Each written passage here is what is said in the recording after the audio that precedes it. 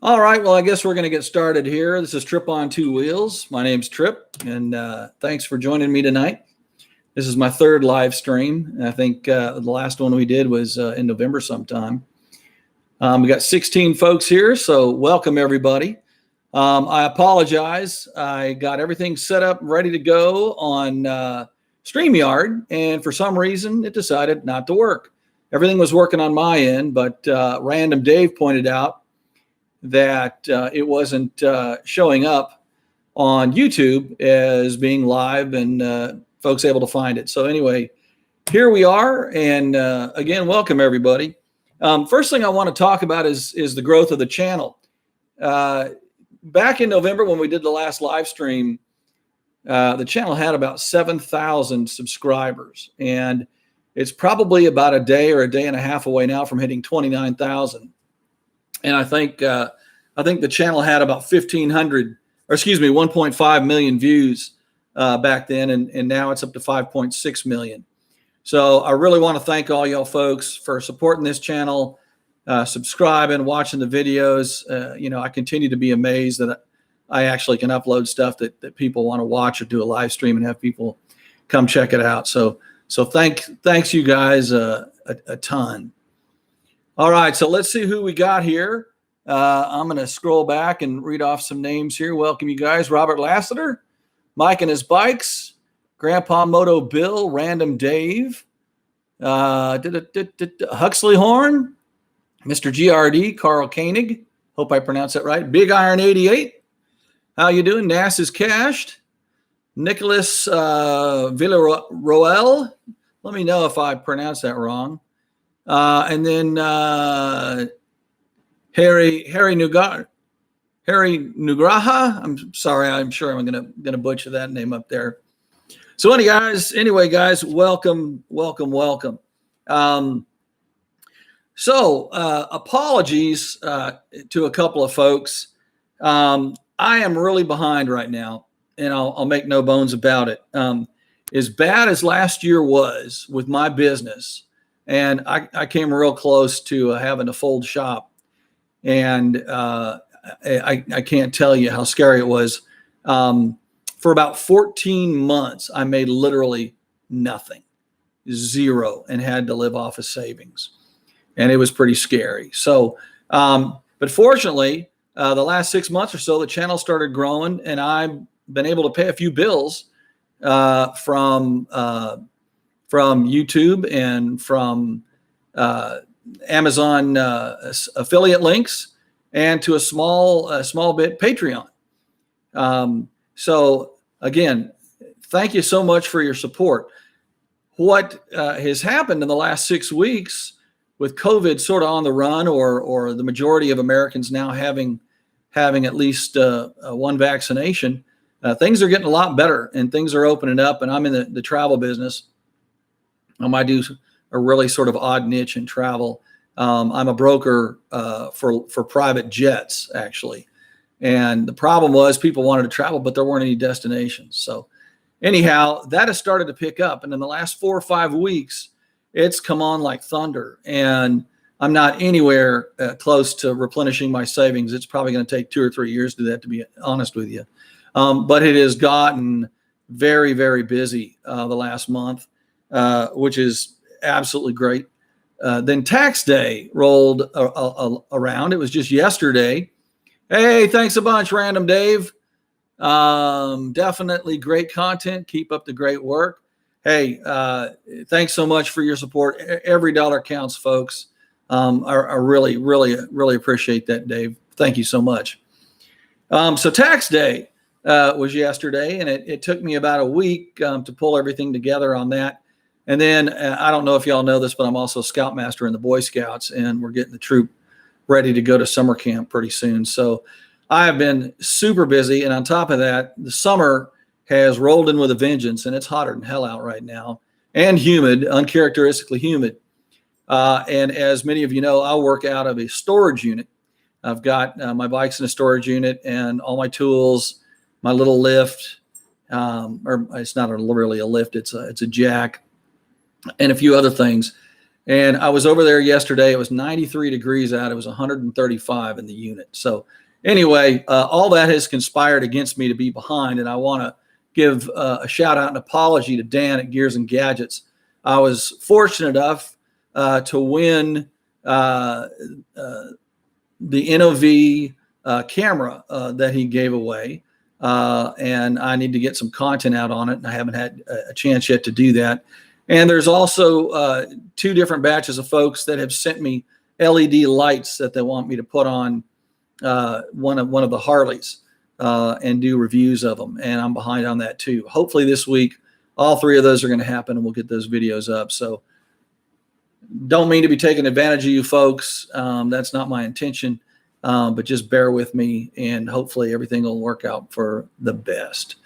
All right. Who else we got here? Huxley Horn M, love your retro motorcycle commercials. Hey, they're a lot of fun to put out. I really enjoy them. So what else do we got here? The big thing is Moto Fest. I went to Moto Fest. I guess it's been about 3 weeks ago now. And I had an amazing time. I mean, I'm not just talking a good time. It was a great time. There was about 100 vendors there. There was a slide school. There was supposed to be a flat track race that got rained out, but that was in the evening. And Royal Enfield was there. Indian was there. Kawasaki was there. Who else? BMW was there. And it was just a lot of fun. At first I figured, well, I'll just go up for one day. I'll just go up for Saturday. And I figured, well, you know, that's 5-hour drive up there. And I didn't want to ride because anybody that's familiar with Texas, this is thunderstorm season and bad thunderstorm season. And I just, I wanted to take some cameras and I wanted to do this and that. And so I actually, I rode up there and I'm glad I went the entire 3 days. Uncle Cousin Mario, what was the event in DFW with the other bloggers? That was Motofest. I'm talking about that now. Moose Posse, my good friend Dan from New York. He gets up real early. He's a truck driver. I know he's got to go to bed pretty soon. YouTube needs a Snickers. I have a moped. Hey, it's got 2 wheels. It counts to me. So Double D says, yes, it was there in the comments. He was there. I've known Double D. His real name is Dave, and I've known him now via phone and chat and whatnot for about probably 8 or 9 months. And meet him and actually go out and have some wings with him at Buffalo Wild Wings and drink a beer. So it was really great meeting him, most definitely. The event was sponsored by Revzilla. And as you know, they own Cycle Gear, and I think they own JP Cycles as well. But they did a fantastic job. If any of you all, if this event is held again next year, and I pray that it is, I've heard rumblings that it is, come. I don't care if you live in Minnesota. I don't care if you live in Miami or Seattle. Come to this thing. It's well worth it. It wasn't as exciting as it could have been because there wasn't a whole lot of people there. But, that was nice because it wasn't super crowded. The weather, even though it was inclement, it rained in the evenings and it sprinkled a couple times in the day and it kept it nice and cool. Friday evening was pretty hot, Friday afternoon when I got there. And getting there was kind of weird. I took off. It's about a 4.5 to 5 hour drive for me. I got 20 minutes away from the house. And it took me 3 hours to go the next 35 miles. It was a combination of construction and is that one of the dogs? No, that's the printer going off. It was a combination of construction and a big wreck. Anyway, it took me forever to get up there, but I finally did. I met up with Double D Moto and his brother-in-law, walked around, had a great time. And I didn't shoot any video that day. I just made up my mind. Okay, here's what I'm going to do. Saturday and Sunday, but I'm really glad I went all 3 days. Here's a few things I learned from Motofest. First off, it's not expensive. It was only $15 to get in for all 3 days on advance purchase. And I stayed at a hotel right across the street, Mr. Cheapskate here. Of course, you've heard about my money situation. And I stayed at the Motel 6. It's a brand new Motel 6 right across the street. I think with taxes and everything, it was $72, $72 a night, and stayed there 3 days and 2 nights. And it was great. A lot of restaurants. And of course I drove up, that didn't cost too much. But it was an absolute great time. What I learned is how nice, most of all of the moto vloggers are. And I've got them written down. I'm going to miss a few here. I met Double D Moto, the Motorcycle Gene, Walterific, Gears and Gadgets, Blockhead, 9 Mills. I can't remember the last part of his name, but he's got a channel. Her Two Wheels, Yammy Noob and his crew, the Chase on Two Wheels crew, although he wasn't there. Shade Tree Surgeon, Shay Leasy and Flipnaw were all there, making a grand entrance with, I don't know if you've seen his video, but with his leopard skin pimp coat, and she had her pink boots on, and they were quite the scene showing up, and Flipnaw was with them. Jake the Garden Snake was there, Monosity was there, and a ton more. And I hung out a lot with Motorcycle Gene. It's the first time I met him in person. I've been corresponding with him. And also Double D Moto. So got to know those guys pretty well. Got a chance to talk with Her Two Wheels at great length. Got a chance to talk with Blockhead. These people are just wonderful people. I missed Lolly. I met her and Doodle on a Motorcycle. Both extremely friendly. Everybody was just as nice as could be, warm, having fun.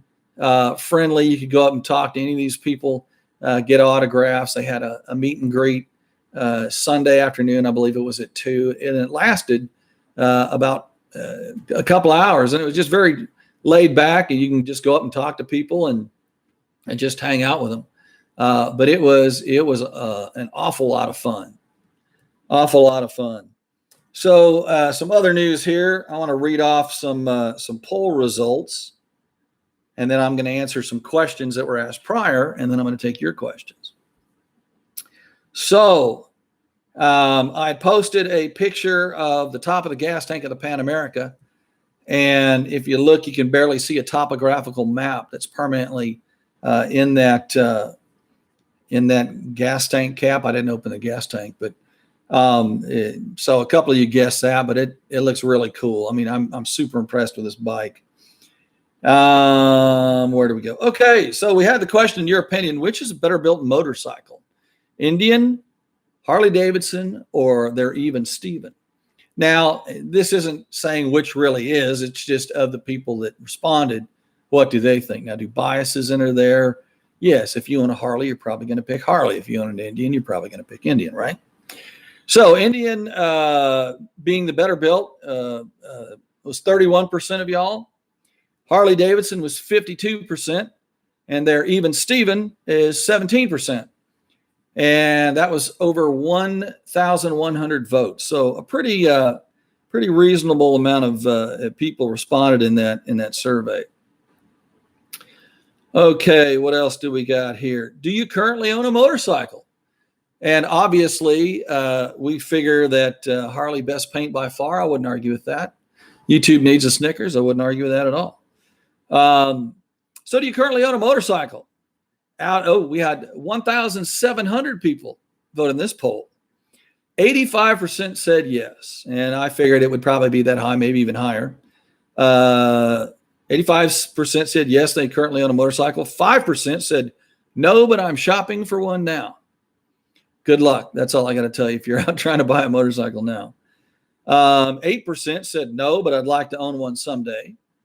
And then 1% said no, and I don't want to own one. Maybe that was an older person or someone who just enjoys living vicariously through others. But anyways, it's all good.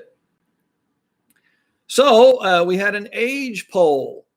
How old are you? How old are the people that watch this channel or got the poll question, the community card or community post, and answered it?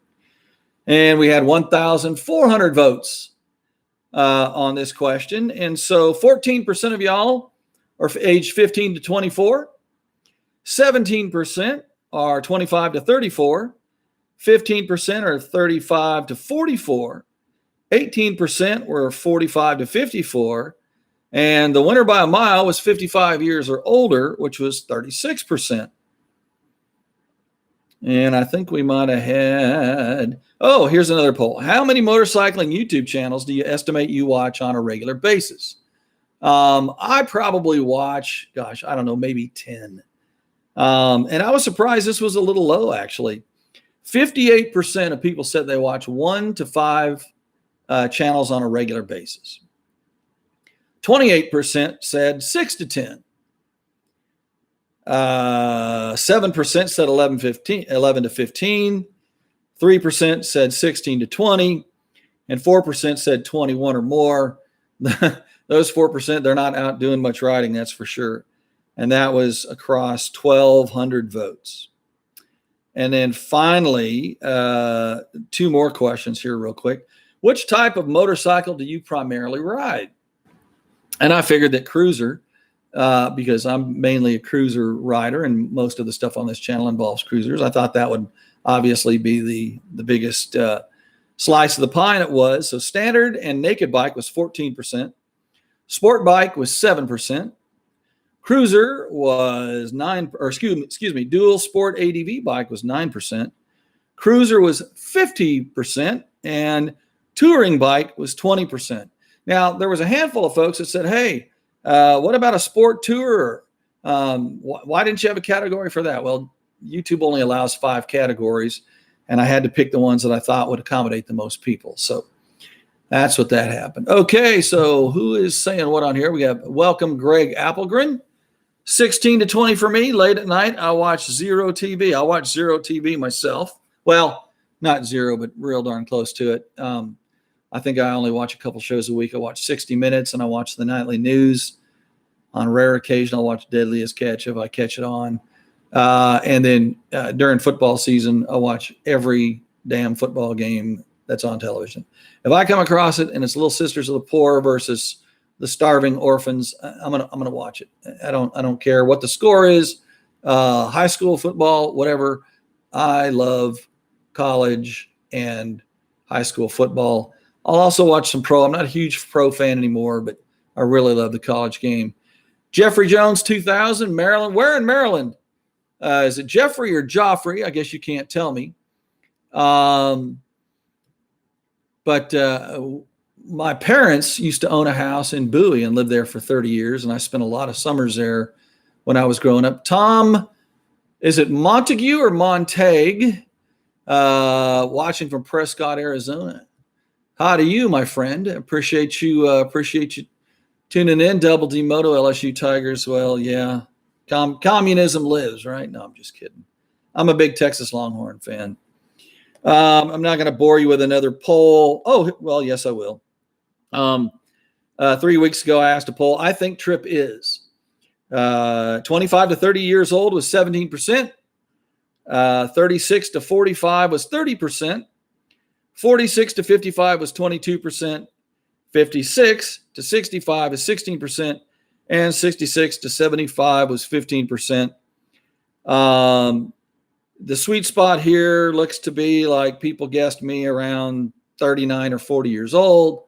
Happy or sad to say, depending on how you look at it, I will actually be 60 in about 4 months. And this is my real hair and my real hair color. And it's awful damn long right now, which it normally isn't. I'm starting to do a saddle tramp imitation here. But so the lady who's cut my hair for about 20 years up and left the place she was working, and it took me a couple of weeks to track her down. So I actually have a haircut appointment tomorrow. Hey, Jamin, I've never figured out how to pronounce your name. George JD, greetings from Mexico. Jorge, I'm sorry. Welcome, my friend. Out here in Thousand Oaks, but used to live in Austin for 15 years. I know where Thousand Oaks is, and I used to live in Austin. So Uncle Cousin Mario, welcome to you too. And Jaman, nice to see you. You've been on the very, very good supporter of the channel, Jaman, and I really appreciate it. So other news here. I haven't test ridden yet. And I was planning on doing a Pan America test drive, but everybody and their dog has done one. And I really don't, I could throw one out there and get 10,000 views, but it's been done a zillion times. And I'll tell you this, I've sat on that bike. I've looked at it. I've touched it. I've taken pictures of it. It is an amazing bike. What's amazing about it is I probably know 50 people that have test ridden that thing and a couple people that own them already. And I have yet to hear one negative about that bike. I'm sure there'll be something, just like there is any first year model. But my gut feel is that Harley has hit a home run with this bike. And it's exactly what they need. And I encourage all of y'all to embrace that. People, why can't we stick to the old school? Well, the old school consumer for Harley is dying, in case you haven't figured that out. And they're getting older. And the younger millennials want something different. And you say, well, Harley needs to advertise. No, they don't want that. Okay. And so with their consumer base declining, getting older, they're losing their ability to ride an 800-pound bike. Not all of us, but a lot of us. And that's where the profits go away. They're switching to trikes, So what do you do? You got to stick with the times. You got to, if you don't innovate, you're going to die as a company. I mean, look at Polaroid. Look at Xerox. How many companies just sat and said, "Oh, we're going to stick with old school," and they're not around anymore. I mean, their brand names may be, but the companies are long dead and gone. Unless you want Harley to die, just keep crapping on all their new products. That's the best way for Harley to go tits up. Pardon my French, but that's what'll happen. One of the things I've also noticed is that Mr. GRD, you got yours 3 weeks ago. Was that your Pan America? Oh, and High Flyer, welcome, High Flyer. You both have Pan Americas. Yeah, I'm assuming you both like them. It's awesome, and got mine. Mr. GRD, what do you think about yours? What do you think about yours? Anyway, I think one mistake that Harley made was with the Livewire, not in bringing it out, but bringing it out under the Harley name. And I think you guys might have heard that they're spinning that off to a separate company called Livewire. And here's kind of my thoughts on electric motorcycles. And I've seen a couple of other videos recently that were very similar to my opinion. And I'm not borrowing from their content. I'm just agreeing with it. I've thought this way for some time. Electric cars, I think they're a necessity. They're a must. You're going to see them proliferate the market, and probably in another 10 years, you're going to see the majority of cars on the road are going to be electric, I think, particularly trucks, because they have so much torque. It's all going to depend on the development of battery technology. With the current range right now, it's not going to happen. But if range is 3 or 4 times as much in 10 years as it is now, Katie bar the door. You're talking electric vehicles. Also electric bicycles. They're going through the roof. I feel differently about motorcycles, though. People ride a motorcycle for the overall experience. And I don't ever see people in large numbers wanting a quiet motorcycle. The noise is part of, and the vibration, particularly with a Harley, is part of the experience. And really, a lot of people crap on Harleys. I'm not necessarily a Harley guy. On 3 of them, I'm a motorcycle guy. But I'll tell you this, when you ride a Harley, it's just a different experience. Now, whether you like it or not is a whole nother argument. But it's a totally different experience than any other bike you're going to ride. And a lot of that is due to the vibration, the feel, the way it handles, and the sound. And you just don't get any of that with an electric bike. I don't care if you own a Kawasaki or a Honda or a street bike. I mean, there's a sound to a Ninja. There's a sound to a Cruiser. There's a sound to an old ADV thumper, an old KLR 650 or a Suzuki 650. And that's the soul of the bike. And I don't think that's ever going away. It may in 50 years. I mean, they may legislate them away, the EPA, but I don't really see electric motorcycles knocking it out of the park, like cars and bikes are going to do. I just don't see that happening. Anyway, I really like the Pan America. I hope to ride one soon. I hope that bike helps turn around Harley. I think if that bike is successful, I then think you're going to see the Bronx come out. And I think if they have good luck with this Revolution 1250 engine, you're going to see that engine end up in several new bikes. And I personally think it's just going to go gangbusters. High Flyer, I rode the Livewire. If that was my interest and didn't cost so much, I'd go for it. Suspension, rider position was good, and man, was it fast. You know, I've heard that from a lot of people. It's the cost. I mean, $30,000 for an electric motorcycle. I mean, get real. You can go out and buy a great used motorcycle for $6,000, $7,000. It just doesn't add. It just doesn't add up to me. EP, I loved my 2003 Sportster. It was amazing. Well, I've got a 2004, the first year of the rubber mounts. You've got the last year of the hard mounts. Maximus Spartus. Hey, Tripp from Georgetown. Love my Vulcan S. I own a Vulcan S too, buddy, and I love it as well. Sportster new motor, yes, please. I don't know if that bike's motor is going to go into a Sportster. You're going to take. I think the Evo engine is going to stick around. You put that 1250, that motor with that technology in a Sportster, you're going to double the cost of a Sportster, and then it's not an entry-level bike anymore. I know it sounds good. Hey, another Vulcan S guy. I got to tell you, I still have my Vulcan S. I still ride it, and I own 6 bikes, and it is. I enjoy it probably number 2 to my Deluxe. I enjoy it more than my Fat Bob. And I enjoy it more than the rest of the bikes. Common Sense from Hull, England. Hey, bud. Good on you for coming on. I know it's God. It's what? It's what are you? 2:34 in the morning or 1:34 in the morning up there? Thanks a ton for coming on. I appreciate it. Okay, so as a lot of you know, and let me know if this is going on in the UK too, we've got a bike shortage out there. It's really crazy. Right now, if you've got a used bike and you want to sell it, now's the time to sell a bike. If you've got an extra or used one that you want to get rid of, now's the time. I wouldn't trade it into a dealer. I would sell it, man. There's hardly any bikes available on Craigslist now. Now is the time to sell. The bike shortage is a combination of things. And at first, when COVID rolled along, it really hurt bike sales. But within about 30 days, people started going stir crazy and figured out, well, riding a motorcycle is one of the things I can do. I can social distance. I'm wearing a mask. I got a helmet on. And I'm not going to catch COVID when I'm at it. I can get out. I can have some fun. Well, bike sales started going through the roof. And then the stimulus checks came out, and now people got a down payment, right? Okay, then they started slagging off a little bit.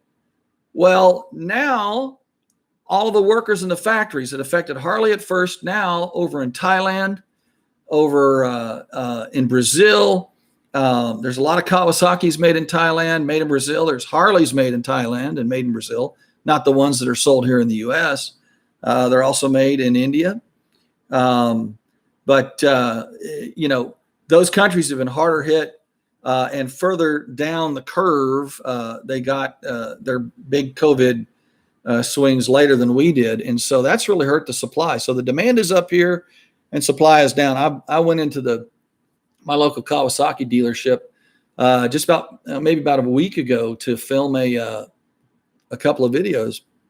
And the showroom was at least, I'd say that there were 50% of the bikes or less that are normally there. It was really, really surprising.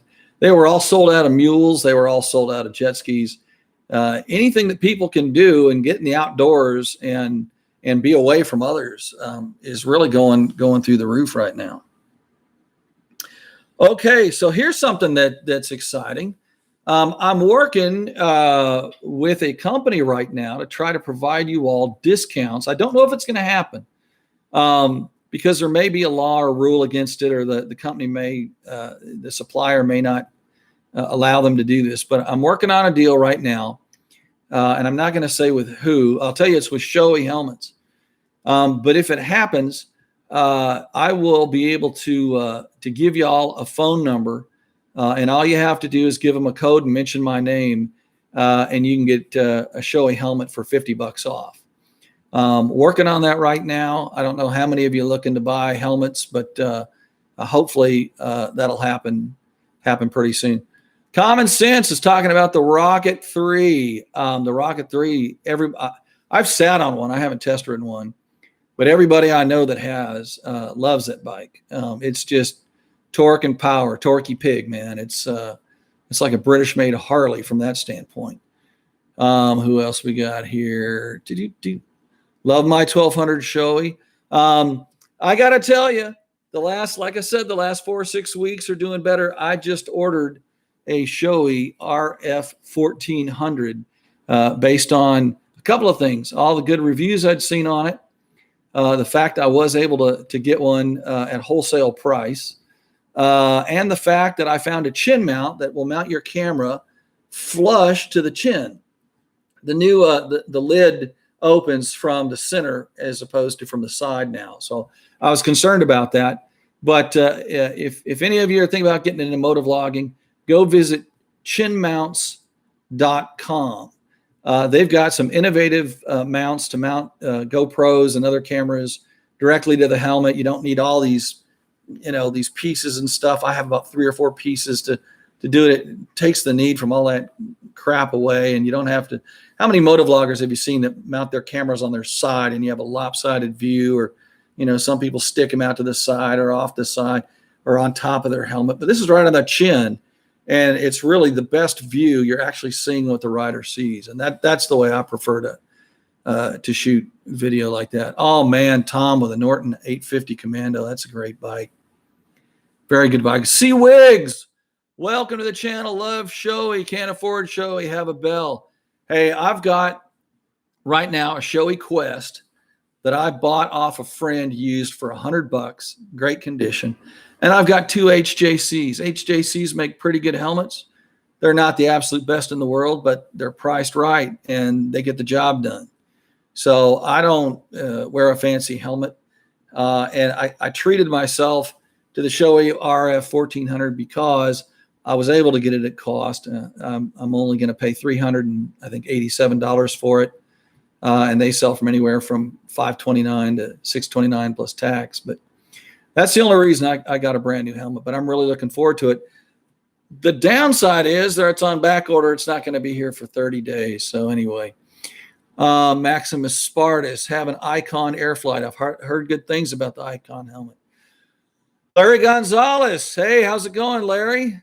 Larry and I used to, he went to high school just down the street from where I used to live in San Antonio. So that's pretty cool. It's not where I live now. Hi, Leland. How you doing, buddy? I have to settle for whatever fits my round, extra large head. Well, let's just hope it's packed full of brains and you're one successful, bright guy, I'm sure. What else we got here? Oh, we got hats. Tripp On Two Wheels. Now, I made this hat for Moto Fest because, as most of you know, my face isn't on my channel a whole lot. I've either got the helmet on or I'm doing, stuff where I don't sit down and talk a lot. I've probably done that with about 10 videos, and I need to do more. I need to build my channel, build my presence, make all you millions of people fall in love with me so you can come running up to me at next year's Motofest and scream, "Oh, Tripp On Two Wheels." So I knew none of that was going to happen. So I made this hat so at least people, if anybody recognized me, they could come up at Motofest and say hi. And I also made up these cards, which are kind of cool. They're kind of funny, and I passed some of these out. And I got to tell you, I was surprised as hell. I would say about, 18 to 20 people over the period of 3 days actually knew who the hell I was. They saw my hat and said, "Hey, how's it going? I watch you. I like your stuff." And I had about half a dozen people want to pose with me for pictures. And that to me was pretty bizarre. I mean, it was cool. And I loved it. That doesn't happen to me. And it happened. And, now I know how Elvis felt. So that's cool. Kim Windsor, hello from Wisconsin. Where in Wisconsin are you from? I used to date a girl from Wisconsin. Nice girl. She married somebody else, though, dang it. But, that's always the luck. Hope it goes well tonight. Well, if somebody super chats me $5,000, it'll go pretty well. I'm just kidding. It's just getting on here and talking to you folks is doing well enough for me. All right. So these hats, I'm still looking to get a logo designed of some sort. I paid $20. I got 2 of these hats, and they were, one-offs. I don't know. Do you guys like this type of hat? Some people said, hey, we like it just as it is. It looks kind of cool. Others want a logo on it or something. I did do another poll that I didn't bother you with. But I think there was about, 500 people answered it, but 32% of people said that they would buy a hat if they were made for sale, which, I got to ask you, y'all stupid? I mean, why would you want one of these hats? I'm just kidding. It's kind of cool that someone would want a hat, but if anybody's interested, get a hold of me through my website or email me at Tripp, Tripp, at Tripp On Two Wheels. And we'll see about getting you a hat, finding out what they cost if you're interested. So I don't expect any of you to, but if you do, maybe someday they'll be collector's items. John Macri, Fat Boy or Heritage? Is that for me? Fat Boy or Heritage? I would prefer the Heritage over the Fat Boy if it were myself. Birmingham small arms like Britain allows guns anymore. Gotcha. I'm not sure what that is in relation to. What else? Okay. Couple things. I think it would be cool if we could get a camp out going here somewhere in Texas for people to ride to maybe next year when it's cool. And if any of you have any ideas or want to help put something like that together, again, email me at Tripp at trippontwowheels.com and we can talk about it. But I think that would be real cool. I don't know how many of y'all watch Saddle Tramp's channel. He's got a great channel, by the way. He's one of my favorite YouTubers. But he had a camp out in Mississippi, and it was just a lot of fun. And here in South Texas, we would have to have it, in the spring or the fall. Certainly, we wouldn't want to be baking our what's off. But if anybody, I know there's 3 or 4 of y'all here that are from Texas that are on here. We've got San Antonio and Austin and Fort Worth area. So if anybody instant interaction with the guy on TV, yeah, Greg, it is kind of funky, isn't it? It is. So one other thing, I had a series done, 5 or 6 episodes on my Sporty, and that got put by the wayside for several reasons. I'm going to try to get back on that. I know last live stream I told y'all I was going to do that, and it never happened. Some of you already know this, but I work on my bikes out of a storage unit. I just told you about how hot it is in there. Don't have a garage, and I work in the storage unit, and filming there is a pain in the ass.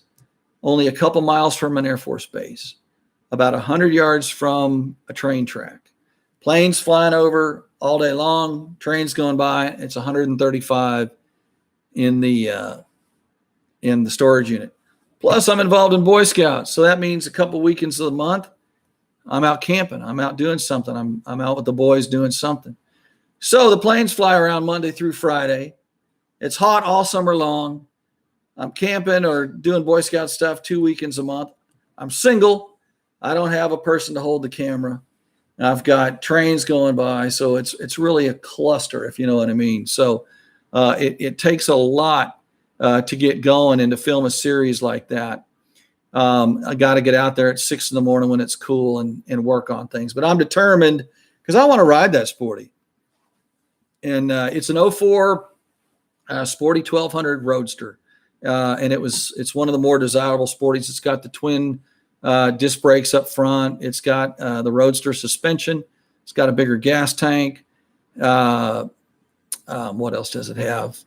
And it's got the twin gauges up front. So cool bike. And it's only got about 1,000 miles on it, a little less than 1,000 miles. So want to get back on that and hope to start putting out some content on that. But no promises. We're just going to see how that goes. Okay, so on to some questions. Brian Davis asked, do you have any experience with the Evo motor, and how would you compare it to the twin cam? Well, the only Evo motor that I have direct experience with is the Sporty. And, the horsepower is different. I'm assuming you're talking about the old 80 cubic inch. I can tell you this. When it comes to the old Evo, there's devotees out there that absolutely love it. It's easy to work on. A lot of people think it's got a better sound than the twin cam. It's one of the better sounding bikes. There's just a lot of people that love those old Evo motors. Yeah, you can soup them up and you can stage them and get more power and more torque out of them and whatnot. But there's people that really love those. I have a feeling if I had one, I would probably love it. I can tell you I really do like my twin cams. I've got a 96 twin cam in the Fat Bob, and I've got a 103 twin cam in the 15 Deluxe. And I really like both those bikes. And I'll tell you, I like the Deluxe more than I do the Fat Bob. The Fat Bob's an amazing bike, I'll tell you. But it shakes too much for me, particularly if you're a YouTuber and you've got cameras mounted on it. You've got to get up to about 45 miles an hour on that bike before the vibrations really start to smooth out in the handlebars for camera purposes. And it's really a pain in the butt. But once you get up to 25 on that bike, it's fine. If you're not shooting video, it really is fine. If you're not shooting video from the handlebars. I did a video, 8 or 9 months ago, comparing the shake of the twin cam, the 103 and the 96. One has got the rubber, one is counterbalanced. The 103 engine is, and the 96 wasn't. The difference between the Softail and the Dyna. And there was a huge bit of difference. But of those two bikes, I greatly prefer the Deluxe. So I really can't directly answer your question, Brian. I got a punt on it. You're going to have to ask somebody else. I'm sorry. Nicholas Villaroel asked two questions. The first one is, what is the best and worst bikes you've ever ridden or test ridden or owned? Well, I got to say the best bike I've probably owned, there's probably two of those. One is the 15 Deluxe. I'm just in total love with that bike. And the other one would be the first true motorcycle I ever owned, which was Kawasaki KZ90 that I had when I was 10. It was a mini enduro, and I absolutely loved it. Now, was it the best bike? I don't know, but I love that bike. It was my first bike. I wish I'd never sold it. I sold it to buy a John boat with a 5 horsepower motor on it when I was, I think, 15. I love that boat too. I got a lot of fishing done in that boat. But I still wish that every now and then I could hop on that little 90 and go putting around. That Deluxe is an absolutely awesome bike. What is the worst bike I've ever test ridden or owned? I don't know that I've ever owned a bad bike because I'm not the type of person to just go out and buy something. I research the crap out of it. And I test ride and I listen to my friends and these days I watch YouTube. So I've never really had a bike that I owned a bike that I didn't like. A couple that I've test ridden, there was a Tao scooter that I rented in the Bahamas about 8 or 9 years ago that was a piece of crap. I didn't care for that too much. Some of the older Royal Enfields, I've ridden a couple of those, and I don't know. I didn't care for those a whole lot. I wouldn't say they were bad bikes at all. They just weren't my cup of tea. So I've never really owned a bike that I didn't like, and it's really, really tough on the test ride. Another bike that I test rode not long ago and did a video on was the Street Bob 114. And that was an amazing bike. God, I love that bike. I was on that bike 5 minutes and I was thinking, okay, how can I afford this thing? Wait a minute. I haven't made any money in the last year. Shut up, Tripp. Just forget about it. I also really love the Harley Heritage Classic, the Triumphs, the Bonnevilles, the 100s and 120s. Those are amazing bikes. There's a lot of good bikes out there, folks. There's really not, unless it doesn't fit your riding position. I don't think there's a there's not a major brand making a crappy bike out there today. I mean, some of the bikes' reliabilities aren't as good as others, but there's really not many bad bikes being marketed to folks right now, unless it's a smaller off brand or unless just the reliability is horrible. But nothing really comes to mind. You know, maybe Shade Tree Surgeon's Ducati is a bad bike. I don't know, but me, I haven't run into anything too horrible recently. Danae Life asks, how many bikes do you own? Well, I own 6 bikes. We'll start with the smallest. I own a Vespa, a GTS 300, and a lot of people go, oh, that's a wussy bike. I'll tell you, you try riding 80 miles an hour on 12-inch wheels. And, you know, it's kind of the argument I've heard a lot of people say that sporties are girls' bikes. Not at all. I mean, anybody can ride a couch. Anybody can ride a road glide, a Road King, a street glide for 500 miles, hop off and feel almost as good as they did when they hopped on it. You know, those bikes have every luxury in the world. You try riding a sporty cross-country 500 miles, and I'll show you a man, okay? Or not necessarily a man, but a very tough person. You know, so people that say sporties are for girls, you know, it shows, A, they're ignorant. I won't call them stupid. I'll call them ignorant because I'm going to give them the benefit of the doubt that they don't know what they're talking about. Or B, they've never been on one. All they're doing is, you know, parroting what someone else has made a joke of, and they believe it. Same thing is true with a Vespa. 80 miles an hour on one of those little Vespas. That's pretty crazy. And you get that wind therapy experience quite a lot on a 300cc bike that'll do 80 miles an hour.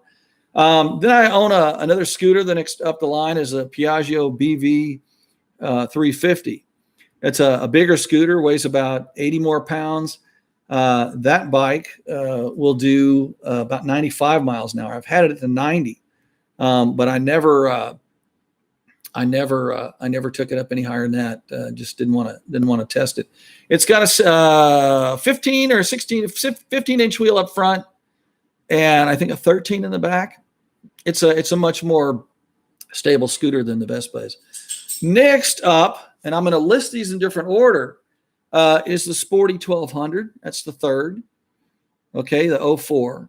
And above that is the Kawasaki Vulcan 650. Now, why do I rate a 650 above a 1200?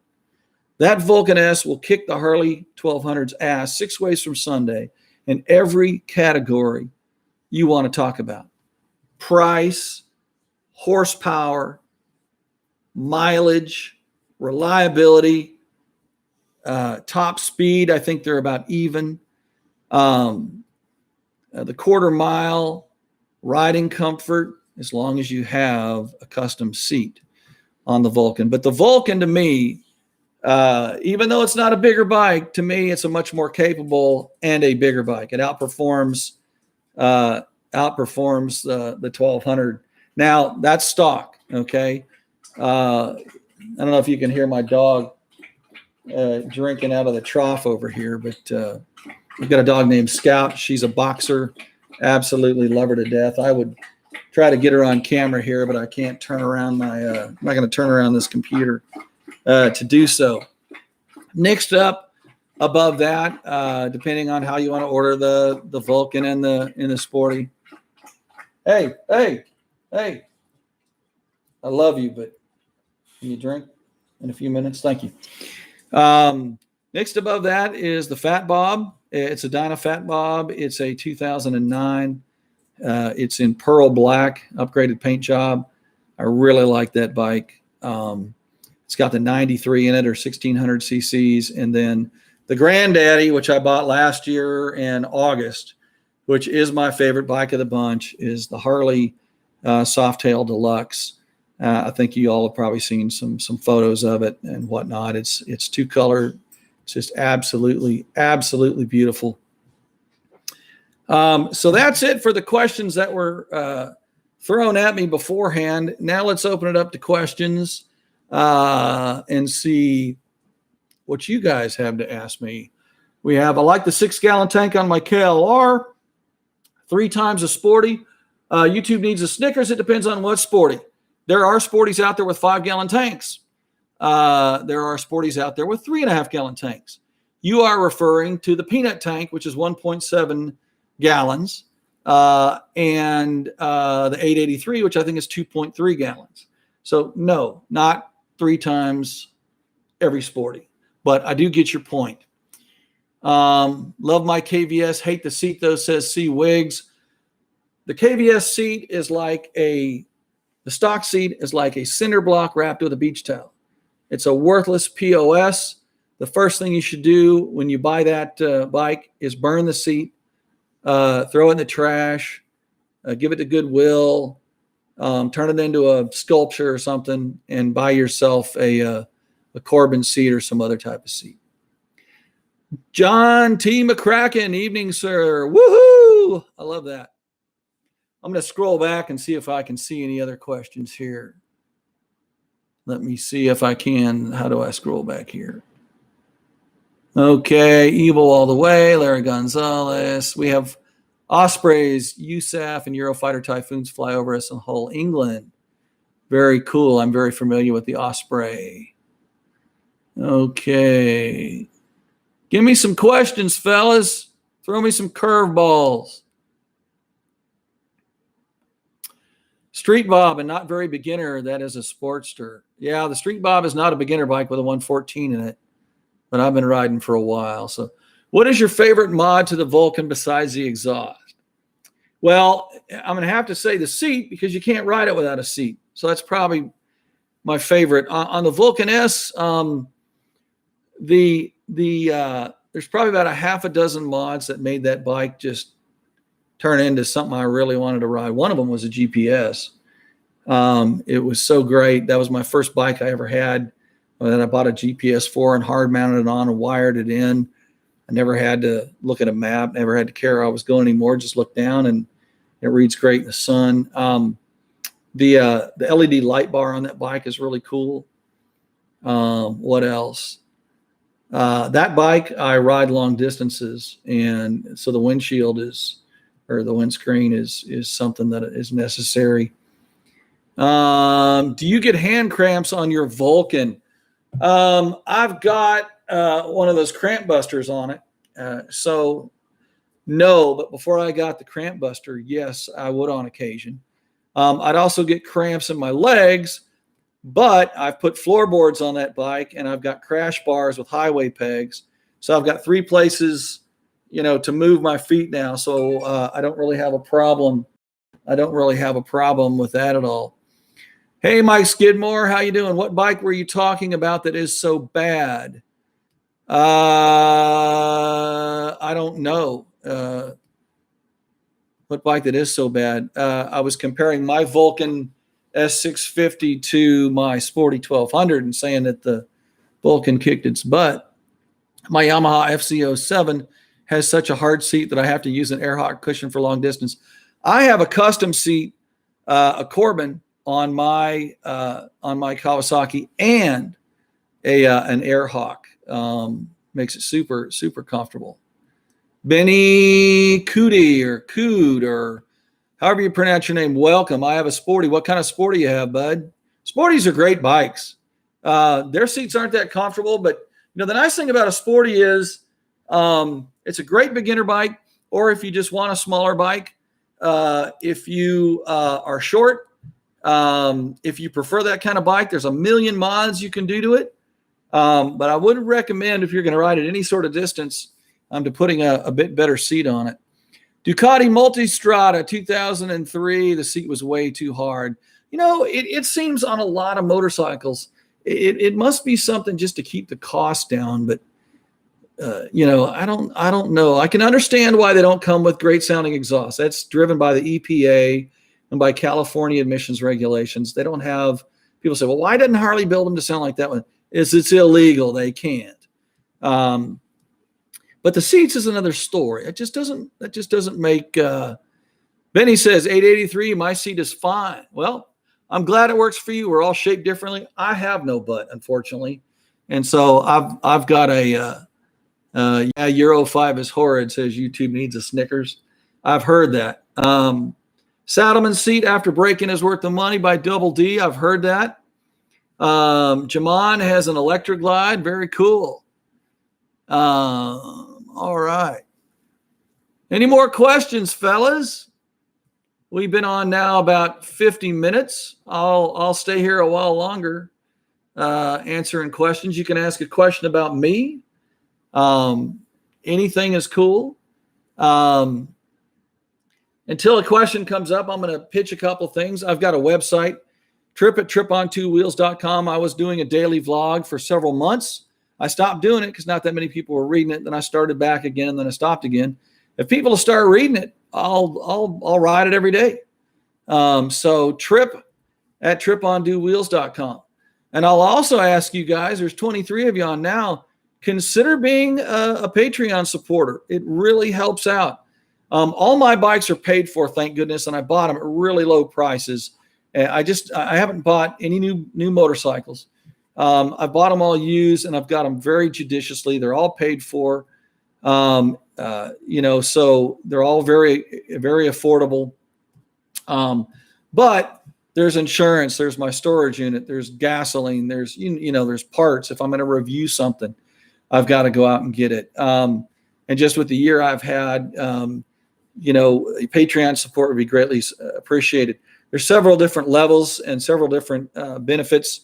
And all I do, I know some months I put out 3 or 4 videos, and there's been months I've put out 15 or 20. Patreon, you're only charged for 4 videos a month. I don't do a monthly thing because I never wanted to put myself in a position where I would feel like I was ripping you off.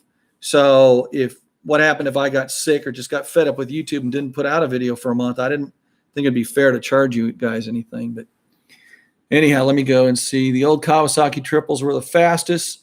Benny, that may very well be true. They were damn fast, that's for sure. Low prices are gone. I think we'll see some low prices back. It's very interesting. Kawasaki Vaquero hasn't gone up in price in 6 years, and they're not going up for this next year. So there are some good some bikes out there. Kawasaki's are priced very, very reasonable. Ari McNutt, how's it going, bud? I just pulled the trigger on a Vulcan S650, got an amazing deal on it. I'm going to assume that it was used because I know you didn't get an amazing deal on a new bike. That's for sure. And I love the way it pulls. Your videos help me make the decision, so thank you. Ari, you're welcome. It's a damn good bike. Glad I could help you out. I highly recommend that you put a booster plug and an Aero Rebel exhaust on that bike. It'll up your mileage slightly. It takes and broadens out the power band. It takes away the twitchiness in the clutch. It's a slightly tuned down Ninja 650 motor. But you put that booster plug in there. You get them from boosterplug.com. I'm not sponsored, no connection. I absolutely love it. It gives that bike much better handling, engine response, slightly better mileage, and it sounds wonderful. You get a little backfire and pop to it. It's almost, it's like a Harley with a parallel twin in it. Go figure. Okay, C. Wiggs, does your Corbin seat raise the seat height, and by how much? No, it does not raise the seat height much at all, maybe just a little bit, but it pushes your butt forward. On the Kawasaki Vulcan S, you've got a reduced reach, a standard, and an extended reach. And I had an extended reach seat, and my foot pegs, I had extended reach. It pushes you slightly forward, not much up, maybe just a twinge, but it'll push you about an inch forward. But considering how much better that seat was, it didn't really bother me at all. Sport bikes have a hard seat for aggressive riding, not for distance riding. Very true. But I'll tell you, I've seen people put quite a few miles on a sports bike too. But you're right. What does John say here? Know anything about cutting out? I don't even know what that is. Okay, what do we got here? Used to have an RD 350. So what was Get On Motorist all about? It was Nick, welcome. It was Moto Fest. It was a big festival, a motorcycle festival in Fort Worth. You can go back when this video is posted and learn all about it. But a whole bunch of motor vloggers were there, about 100 vendors. It was an amazing time. Absolutely loved it. If you have the chance to go, do it. I don't care if you live in Minnesota or Florida or California. Make sure you're there next year. Be sure and go. I still have a couple RD400s. Good for you, Mr. Jones. Charles David Bagalay. I just bought my Vulcan 650 218 to a 214-48. Cool. I always wanted a Harley, but the Vulcan was really nice. Still doing some repairs on it. Hope I made the right move. The 48's a nice bike, very different than the Kawasaki. Let us know how you like it. Mike, you can get a Corbin seat custom fit to your body length. Yeah, you can have them tweaked with. That is true. If you're really short, they can put a little bit less padding in the front of the seat. Where am I at? San Antonio, Texas. What's going on, Tripp? Alec Kirkpatrick. Hey, Alec. Good to talk to you, bud. Good to see you. Where are you from, buddy? Edgar Mora. Got a 2019 CVO Road Glide, 10,000 miles on it, for $25,000 for sale. Anyone interested? All right. What do you think of Evo Harley Softail? Jamuita, I don't really know. I've never, excuse me. Time for some water. I couldn't tell you. I've never owned one, nor have I ridden one. Sorry to admit. Supposed to be a flat track race, but it rained off near Texas Motor Speedway. It was actually a smaller speedway inside the speedway, and yes, it was rained out. They had to call it. It wasn't safe. That was, but that was at night, and all the rest of the Motofest went on without a hitch. It didn't slow down or stop at all, and it was great. Hey, Alec from Virginia Beach, Virginia, rides a 2009 CVO Dyna Fat Bob. That's great. Flower Bluff. But my heart's in the hill country. I love the hill country, man. I ride up there as much as I can. Up around Canyon Lake and up to Wimberley, right up to Kerrville. The Three Sisters is up there, the Devil's Backbone. We have a lot of good. Okay, what do I think of BMW motorcycles? Well, I got to tell you, at Motofest, they had a big, they put on a big display, and they had about 25 of these bikes to test ride. I didn't get a chance to test ride them.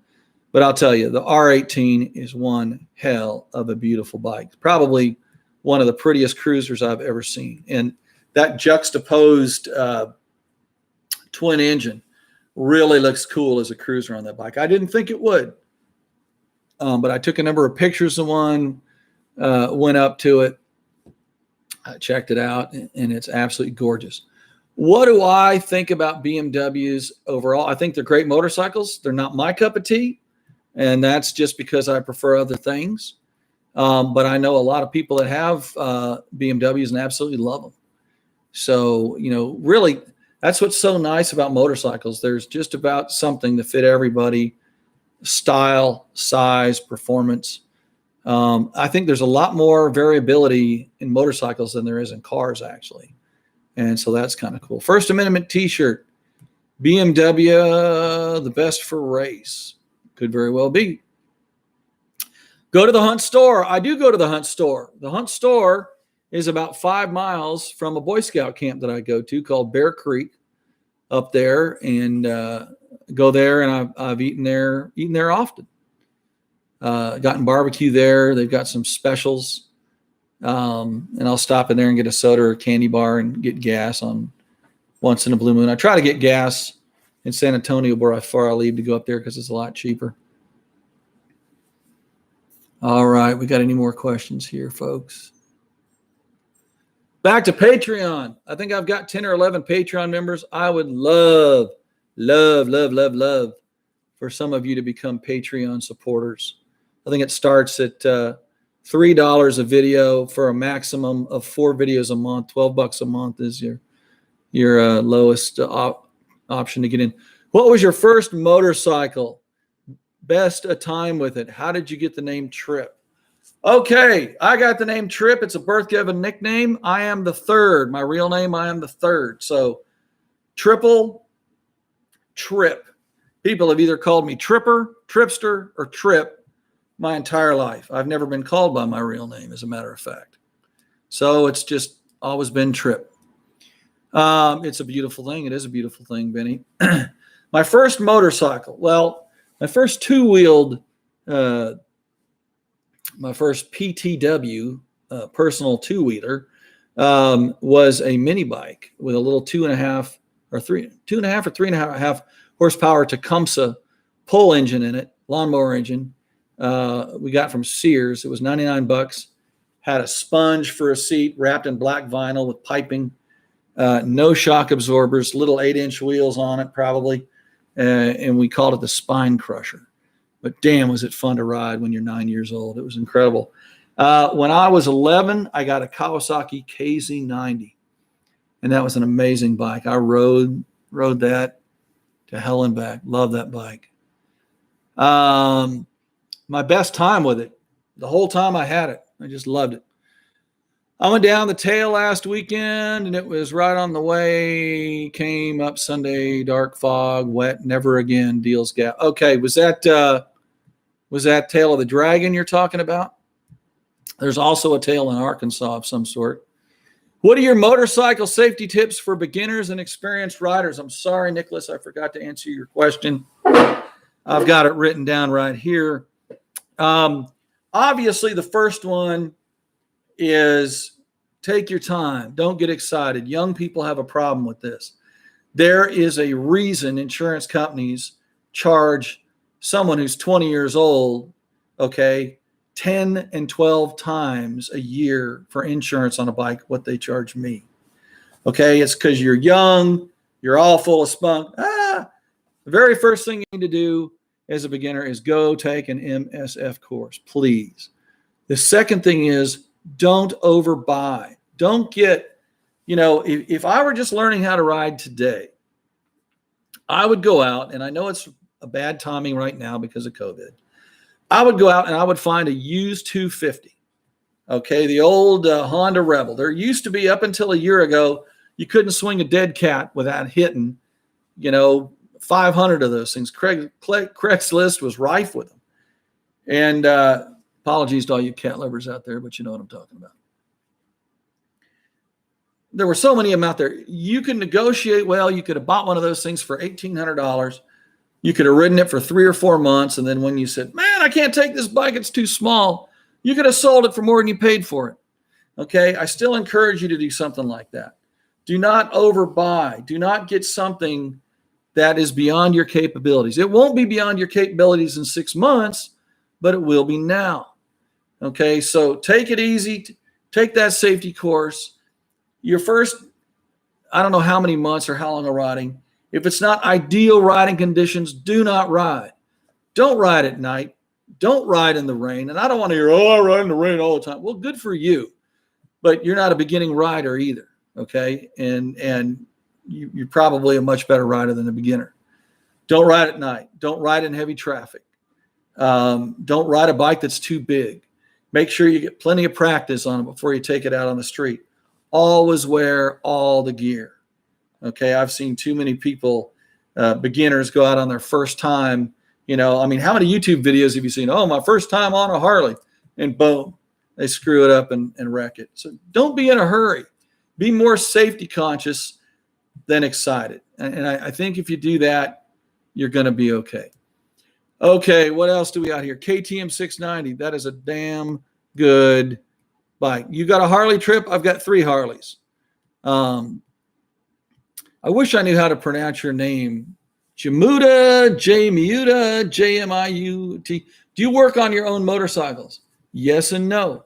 I do light stuff on my bikes. Okay, I'll put on mods. Do I build bikes? Do I break down engines? No, I don't. I would love to. I don't have a place to do it right now. I just do not have a place to do it. I've got most of the tools. I do like wrenching, but I just don't. If it's some heavy work that's got to be done, I'm going to find someone to help me to do it for me, or I'm going to pay to have it done. I love to learn. I follow instructions really well. I'm pretty handy with my hands. I'm organized when it comes to working on stuff like that, but I don't. Hopefully, as time goes on, I get more into this. I will, but I've been more of a rider than a wrencher. What do I do? Do I change my oil? Yes. Do I adjust my chain? Yes. Do I put on mods? Yes. Can I change my own battery? Yes. Can I, do all sorts of things to the bike? Yes. The two things one thing I won't do, keep me away from the electrics and the wiring harness and that sort of stuff. That's not for me. But I don't have a shop where I can pull an engine out, put it up on the table, break it down, work on it. I would love to sometime, but I just don't. Trust me, Tripp, I live near DC and we have people wearing little gear on sport bikes. Nicholas, that's unfortunate.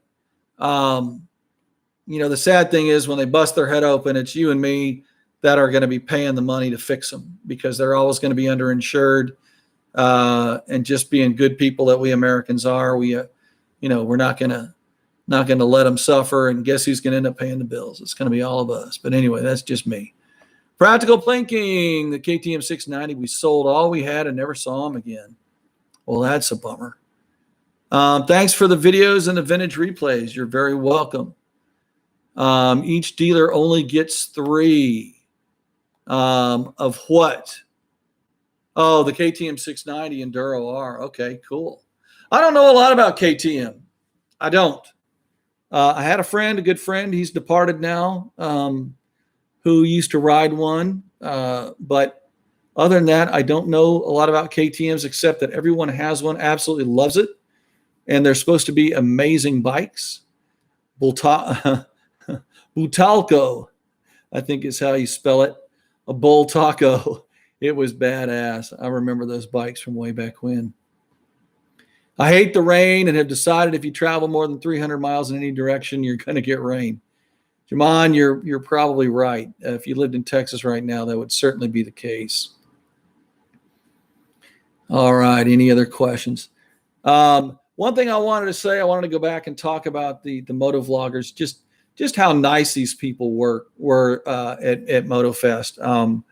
Some of the ones that I thought would be a little standoffish, they weren't. I mean, it was very surprising. They were all so friendly. And I'll tell you, one person who really impressed me with how friendly they were was Her Two Wheels. Very genuine woman, very genuine person. Just fun to hang out with. Just a delight. I was very favorably impressed by her. Blockhead, really nice guy. I talked with him for, about 15 minutes. Really, really good dude. Her Two Wheels, really, really nice. Everybody there was really cool. And then Double D Moto, who's actually here in the chat, and then Motorcycle Gene, I actually hung out with for quite a bit of time, and ate with them and did stuff with them, and had a real good time. Thanks for the tips and the videos. Loved your vid on buying the Deluxe because life's too short. A couple people said to me, they said, yeah, you kind of made that up. No, I didn't, man. It was really the truth. $1 Million Bogan, I kind of thought, well, what would this guy do? Because, I bought that bike when I really couldn't afford to. I did not have the money. I wasn't making anything, but I got such a good deal on that bike that I couldn't pass it up. And I'm so glad I got it. It's my favorite bike now. Of course she is. She's from Ohio. Yes, referring to Her Two Wheels. Yeah, she was just a pleasure to be around. Also talked with Lolly and Doodle on a Motorcycle. Two of them, both just really nice. Shade Tree Surgeon, very accommodating, nice guys, whole crew. Everybody was just a delight. It was so fun to go up there and hang with those guys. I mean, it was just really, really nice. And you can bet your butt that I'll be back there next year, unless I'm dead or live in Thailand or something.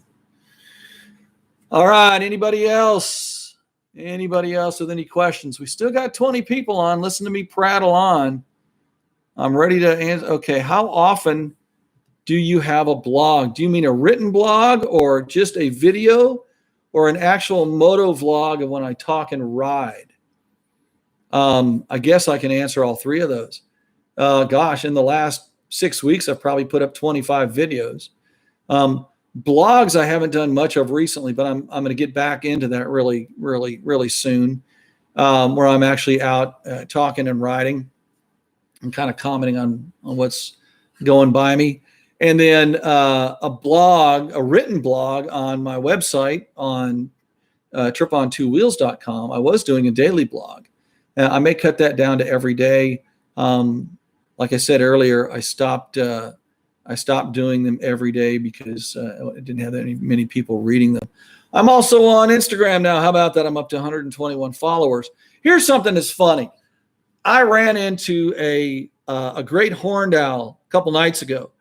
The thing was huge, probably 2 foot tall. And go watch the video if you think I'm lying to you. Out at the storage place where I keep my bikes.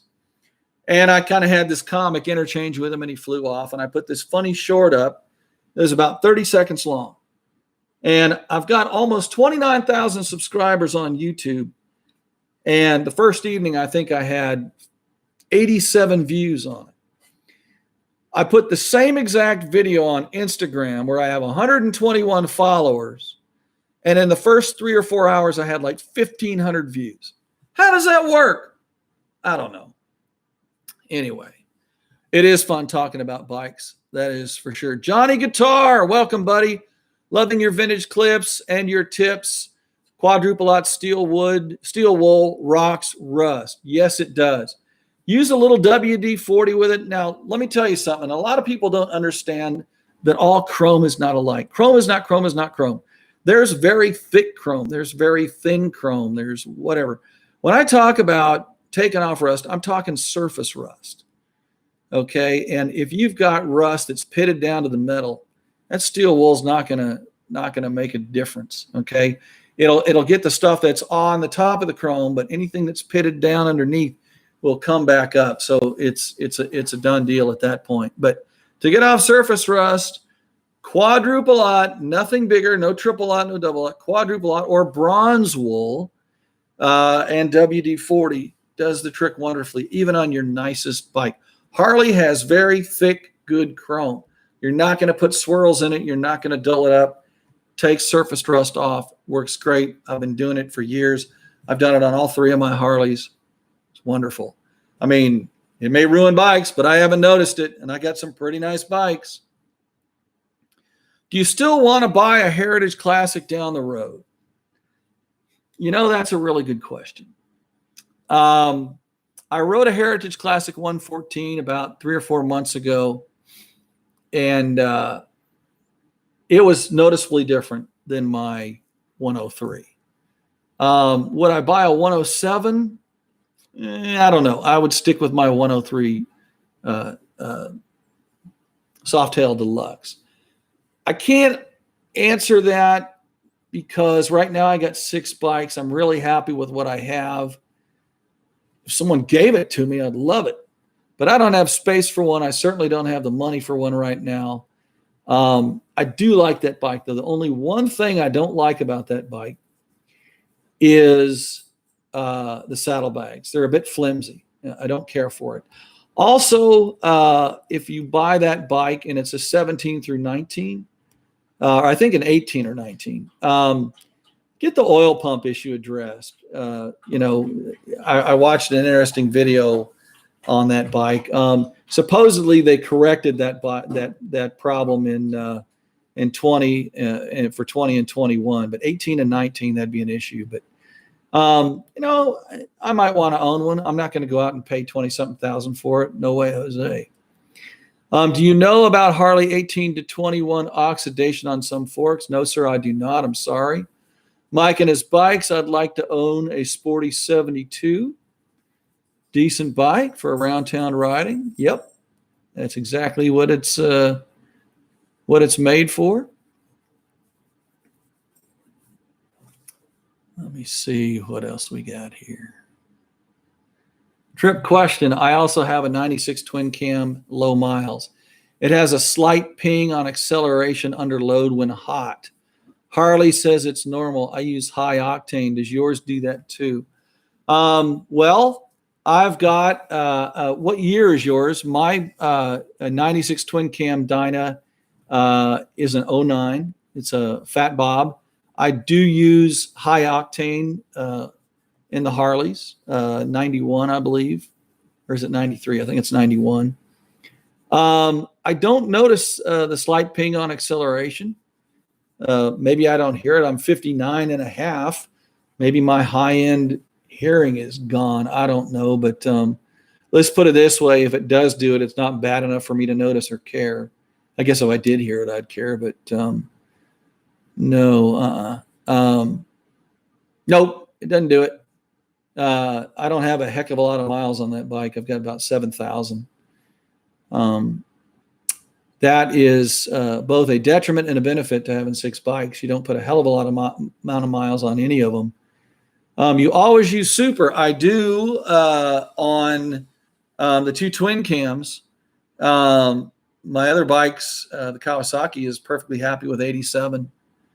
I have a 114. Larry S., welcome, buddy. I have a 114 stage 2 heritage softail. Did the update oil pump. Only complaint is rear brake could be stronger. I'm wondering what you could do to make that brake stronger. Maybe different brake lines or not lines, actually. It wouldn't be a line in the back brake. Maybe different pads. You know, I have heard that issue before. But you know, with that 114 stage 2, you got quite a bit of torque and horsepower. Leland Berg, nice to have you, Leland. I appreciate you showing up.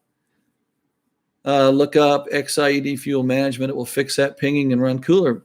Thank you so much, Leland, for bringing that up. See, I'll tell you, I'm not the expert. In fact, on my card here and on my website, it says just that, the common man's biker. I don't know. Is this backwards?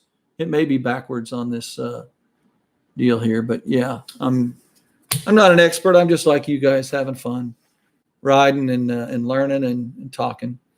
What is the cheapest bike you have bought and best price for Harley? Okay, guys, be prepared to be jealous.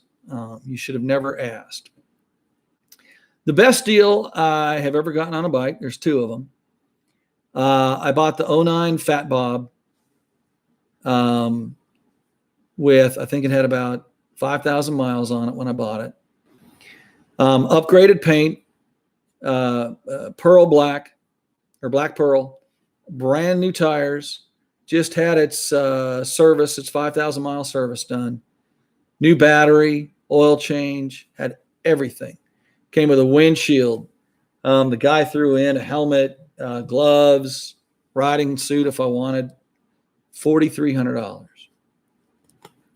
Pristine condition. Beautiful bike. Amazing bike. And the thing was, I didn't want to buy it. And he finally priced it so low, I had no choice but to buy it. And I absolutely love the bike. The only thing I don't like about the bike is it doesn't have ABS. And I don't want to get into a big ABS discussion. I love ABS. I like ABS. I don't want to buy a bike these days that doesn't have ABS. That's just me. Whatever you do is fine. My deluxe, when I bought that bike, the book value on it was 15 grand. I bought it with 3,000 miles. A 15 has ABS on it, has the 2-tone paint, has an alarm. It came with an upgraded passenger seat, sissy bar and a pad. I paid $9,500 for it. And they did a brake flush and brake job on it, and a little minor tune-up to it, oil change, and I paid $9,500 for it. That was before tax. The Sporty, I bought from a friend. If some of you have seen those videos, long story behind that. I call it a barn find, and it pretty much was. It was an old garage, hadn't been ridden in years, under a blanket. The cats were peeing on it. You name it. And I bought that bike for $1,000. And the bike as it sat was probably worth $3,500, maybe $4,000. So anyways, I've gotten some pretty good deals. I would not have that many bikes if they would have been normally priced. I can't afford that. Okay, any bikes from Indian that you've liked? I have ridden the Indian Scout. And I really like that bike. I don't like the small fuel tank. It doesn't have a lot of range. The Chief, I haven't ridden one of those yet, but I have a feeling I'll really like those. I got a call from Indian, believe it or not, the other day, and they want me to do some test riding of their bikes. They want me to be part of their loaner program. And so I think their intrigue is the fact I'm almost 60. I'm your typical age for a Harley owner, and your typical motor vlogger is 28 to 30 years old. So they looked at me and said, hey, here's an old guy with a channel that's doing well. He's almost at 30,000 subscribers now. Let's give him a call. And nothing's happened with him yet, but hopefully I'll get on their loaner program and have 3 or 4 bikes loaned to me each year and get to test ride them. So I don't really know what's going to come of that. But we'll figure that out. All right. Sorry for that text. Any bikes? That was fun. Bye for now. Not bad. What's the cheapest bike you have bought? The cheapest bike I've ever bought was that Sporty for $1,000. And it was a great buy. What is the worst bike you have ever tested or owned? We went through that. I've never owned a bad bike because I wouldn't buy a bad bike because I've never bought a bike on impulse really. I guess you could say I have when I got the great prices, but I knew a lot about the bikes before I bought them. Worst bike I've ever tested has got to be, I've ridden some Chinese scooters and crap. They're just horrible. I really, test riding new bikes and whatnot. I really, there's not a lot of bad stuff out there. The Rebel 300 I thought was it's so underpowered. That was kind of a disappointment. After you've been on some big bikes and you expect a certain amount of power, you get on something that's real small and you're a little bit disappointed. But that bike isn't built for, a whole lot of performance, nor is it priced for it. So I really don't know that I've ridden anything new that's really been bad in the last. Did I see Judge Janine riding on back of a Harley? No, I didn't. ABS on dirt is deadly. You will not stop fast. Yes, obviously. You do not want ABS on dirt, and you do not want it if you're racing. Those require different skills. But as a street bike, a bike to be ridden on the road, I am a huge ABS fan. It has saved my life once. If I was buying a Japanese vintage bike or an old classic Harley, of course, I would not pass it up because it didn't have ABS. But if there's any model of bike out there that I can buy with ABS, rest assured, I'm going to get it with ABS. Other than that, today is the 40th anniversary that Harley-Davidson got out of their AMF merger. Very cool. Let me talk about that for a bit because I think there's two sides of this AMF story. People say, AMF screwed up Harley. Well, that's really immaterial. If it weren't for AMF, there wouldn't be a Harley. I wouldn't own Harleys. They would have stopped making Harleys in the 70s. Harley-Davidson was going out of business. They were dead. They were gone. AMF was the savior, fellas. As good or as bad as people want to think the bikes were, and let me tell you, people that own those bikes, there are as many people that swear by them as who put them down.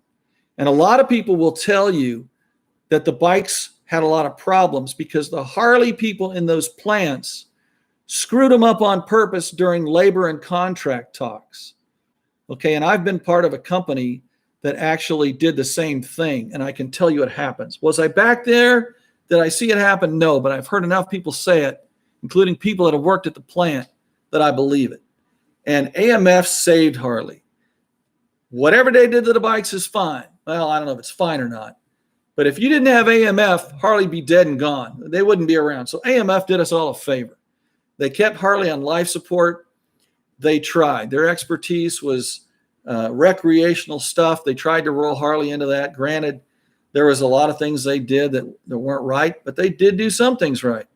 And Harley lived. They had them for 10 or 11 years. They sold them back to Willie G and some of the board of directors, and Harley lives on. So if you love Harley, if you like Harley, you ought to be thankful that AMF was around. So if you talk bad about AMF, I don't get it. It doesn't make any sense. They are your savior, fellas. You know, and if you hate Harley, yeah, bash AMF all you want. I wish Harley was dead, whatever.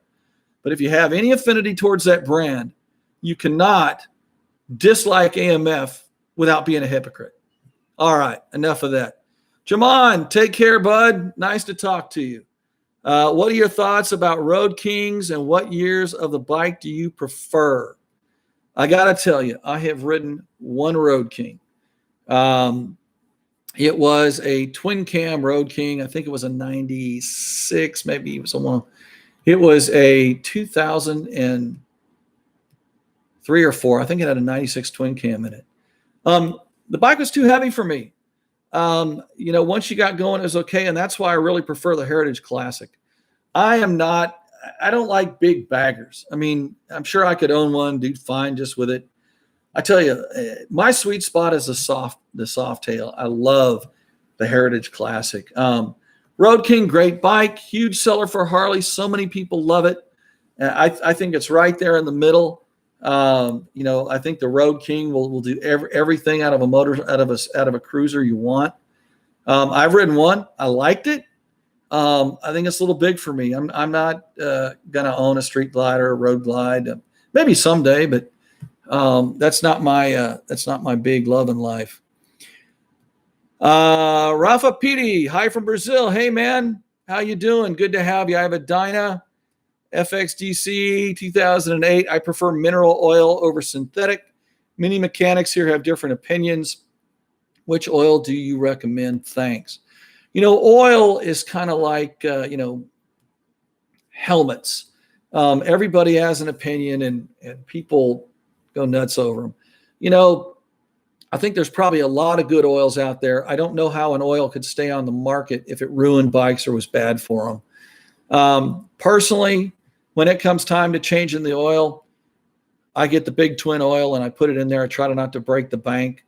I don't use synthetic in the Harleys. I use synthetic in the Kawasaki's. But I just, you know, I buy just regular old, I think 2050, the V twin oil, and put that in there. So I'm sorry, I can't really give you any better advice than that, but the 2050 V twin oil is what I put in there. Use Mobile One. That's a good stand-up brand. All right. Well, gosh, we have been on for about an hour and a half. If y'all have let me tell you about something I want to do. So I've got StreamYard, and unfortunately it didn't work tonight. I got to figure that damn thing out, and I need to, because I'm paying $20 a month for it, or $15 or whatever it is. And I want to start doing interviews where I bring on another motovlogger or 3 or 4 as a panel, and have you fine folks come on and ask questions. So who would you like for me to bring on? Am I going to be able to just call up Blockhead or Itchy Boots or someone and get them on the channel? Probably not. But if they've got a mid-sized channel of some sort, you know, I might be able, and I met a lot of people at Motofest. I ought to be able to get some of those people on here. Who would you like to see? Interviewed on the channel? Because I'm either going to get a panel with several people on at a time, or come on and do some interviews with people and ask them, moderate and ask them questions, and have you all ask questions. So if you've got any suggestions now, the 19 of you that are still on, throw them at me. And okay, it says bring Saddle Tramp. I know Saddle Tramp personally. I've never met the man face to face, but I've talked to him an awful lot on the phone and through Facebook. I can get Saddle Tramp on if you all would like to have him interviewed. You know, that guy is salt of the earth. He's down to earth. What you see is what you get. Very smart guy, and knows a lot about old Evos and stuff. He might be fun to have on. Evil Knievel, yeah, we'll get his ghost on here. We'll make sure that he wears the white suit with the red, white, and blue stuff on it. Okay, would you sell any of your bikes? Yes, I probably would. I'd probably sell the Fat Bob if I got a good deal on it, and I would probably sell my Piaggio Bv 350 if I was offered. Kevin Baxter, man, great idea. I'm going to write that down. I like Kevin Baxter. I've watched a number of his videos. He's a great mechanic. He's easy to follow. Leland, that is a great suggestion. He's actually one of the guys I try to watch. I don't watch him all the time, but whenever I do, I really enjoy him. Ride Like a Pro, Jerry Palladino, he would be another good choice. I agree. He's got a pretty big channel. I think he's like 400,000. He may be tough to get a hold of, but it's very possible. Let me write that down. Jerry Palladino. He's the safety guy and learning how to ride a 1,000-pound Harley through cones like it was a tricycle. All right. Anything else? Are there any questions I've missed? Sorry I couldn't tell you more about the Road King. I just don't. I'm not going to make stuff up if I don't know the answer.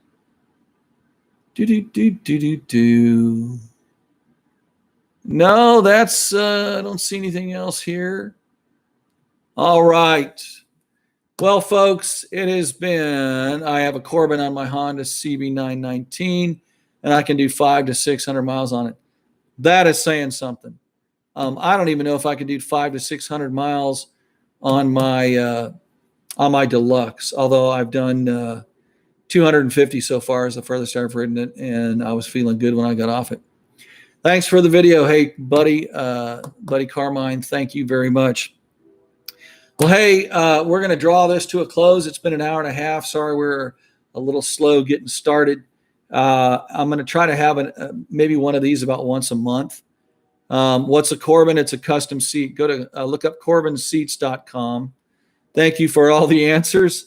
Well, I wish I had more answers to give, but then again, I'm really not an expert at much of this. Like I say, I'm just like you guys, one of you guys, and I'm just having fun here online. So I appreciate you guys showing up. Thank you so much. Thank you for your support. Please consider becoming a Patreon supporter. I would love your support. I need your support. And I try to give you your value. Calling it a night. Love this stream. Nicholas, thank you so much. Go check out my website, Tripp at Tripp On Two, or excuse me, my email is trip@trippontwowheels.com. The website is trippontwowheels.com, and Patreon is patreon.com/trippontwowheels. Thank you all so much. It's been a great hour and a half. I really appreciate it. And until next time, this is Tripp On Two Wheels saying ride safe and ride often. Take care, everybody. God bless you.